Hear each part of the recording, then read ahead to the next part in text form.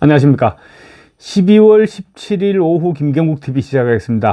민주당이 또 이상한 짓거리를 하고 있습니다. 헌법재판소가 오는 27일이죠. 첫 변론 준비 기일을 잡는 등 탄핵 심판에 시동을 걸었습니다.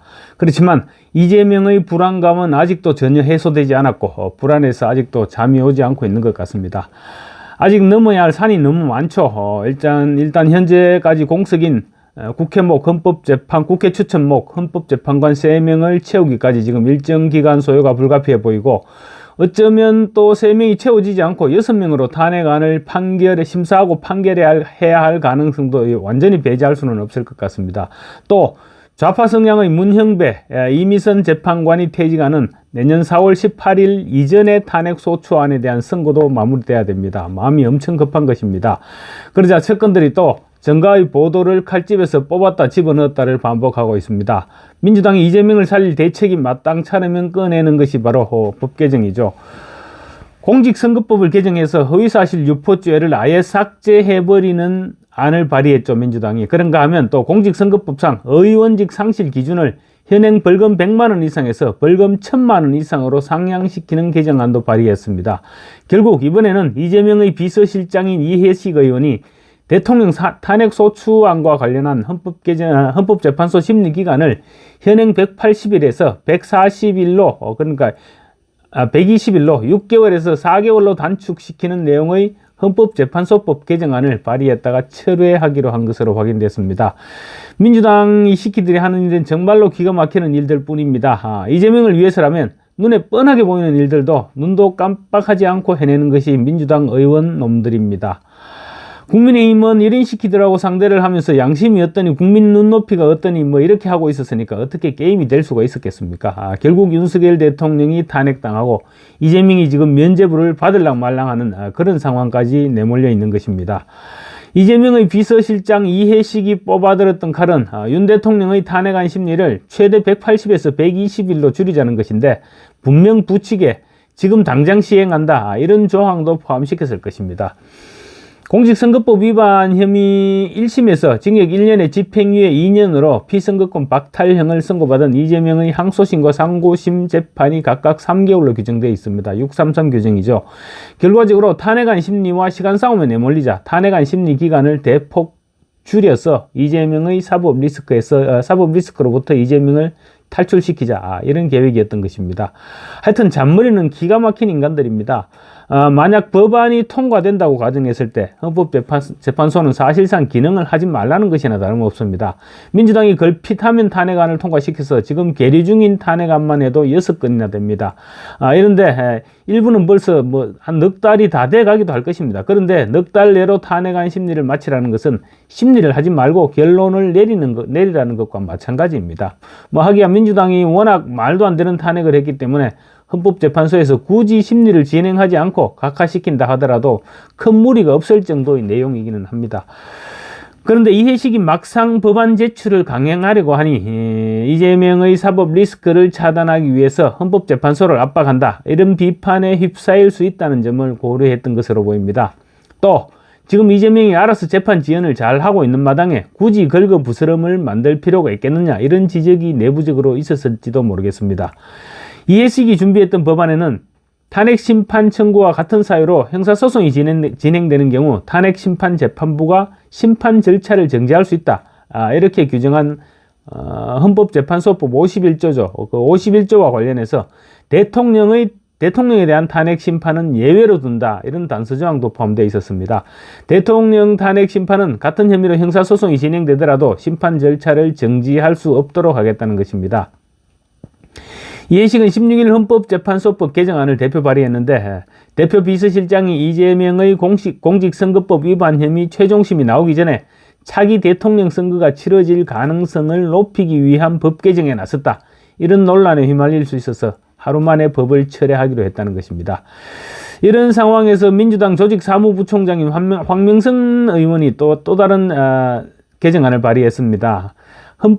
헌법재판소 심판 과정에 불출석한 증인을 구인할 수 있는 근거를 마련하고 또 정언, 감정, 및 출석을 거부한 증인에 대한 처벌을 강화하는 내용의 헌법재판소법 개정안을 발의한 것입니다. 황명선 의원은 법안 제안 이유에서 박근혜 전 대통령 탄핵 심판 당시 일부 정인들이 정당한 이유 없이 출석하지 않아서 내실 있는 조사를 방해했다는 지적을 반영했다, 이렇게 설명했습니다. 어쩌면 민주당이 진짜로 개정하고 싶었던 내용은 이해식 의원의 안보다는 바로 이 부분이었을지도 모르겠습니다. 정인과 참고인들에 대한 압박 강도를 최대한도로 끌어올려 탄핵 인용에 유리한 정언들을 이끌어내겠다는 것이죠. 하여튼 법안으로 장난치는 민주당 인간들의 행실은 지금 갈수록 도를 넘어서고 있는데 수적으로 제동할 방법이 없으니 참 답답하기만 할 뿐입니다. 한편 윤석열 대통령은 변호인단으로 검찰 선배인 김홍일 전 방통위원장을 주축으로 윤갑근 전 대구고검장 등이 참여하는 변호인단을 구성했습니다. 윤 대통령 측인 40년직이죠. 석동현 변호사는 오늘 오후에 자신이 속한 법무법인 동진사무실에서 기자들과 만나서 헌법재판소의 공개 변론이 열리면 법정에서 소신껏 입장을 필요할 것이다, 이렇게 언급했습니다. 비상계엄의 정당성을 직접 주장하겠다, 이런 의지를 나타낸 것입니다. 석동영 변호사는 또 법적으로는 내란죄를 고민하지는 않지만 수사에는 대응할 것이라고 했습니다. 내란죄에 대한 법리 싸움에는 자신이 있다는 것이죠. 윤석열 대통령 측은 내란수사 변호인단과 탄핵심판 대리인단을 따로 구성하겠다는 입장도 밝혔습니다. 윤 대통령은 또 시간 끌기 전략도 병행하고 있습니다. 현재는 어제 16일 오전 윤 대통령에게 국회의 탄핵소추 의결서 등 서류를 보내면서 송달받은 날로부터 일주일 내에 답변서를 제출해달라, 이렇게 요구를 했는데요. 헌법재판소는 대통령실에서 확실한 접수 확인을 해주지 않고 있다고 설명하고 있습니다. 헌법재판소가 어제 인편과 일일 특송 우편, 전자문서 시스템 등 3가지 방식으로 송달을 시도했기 때문에 만약 어제 당일 수신이 이루어지는 상황이라면 오는 23일까지 답변서 제출을 요구한 셈입니다. 그런데 윤 대통령 측에서는 아직 수령 여부조차 확인해주지 않고 있습니다. 한편 헌법재판소가 윤석열 대통령에 대한 탄핵 심판 변론 생중계는 허락하지 않기로 했다고 합니다. 윤 대통령은 생중계를 통해서 국민들에게 계엄 선포 당시 상황을 다시 한번 소상하게 설명한다는 계획이었는데 헌법재판소 입장에서 부담스러웠던 것으로 볼 수 있는 대목입니다. 과거 박근혜 전 대통령과 이명박 전 대통령에 대한 재판 생중계를 결정했던 것은 헌재가 아니라 형사법정이었습니다.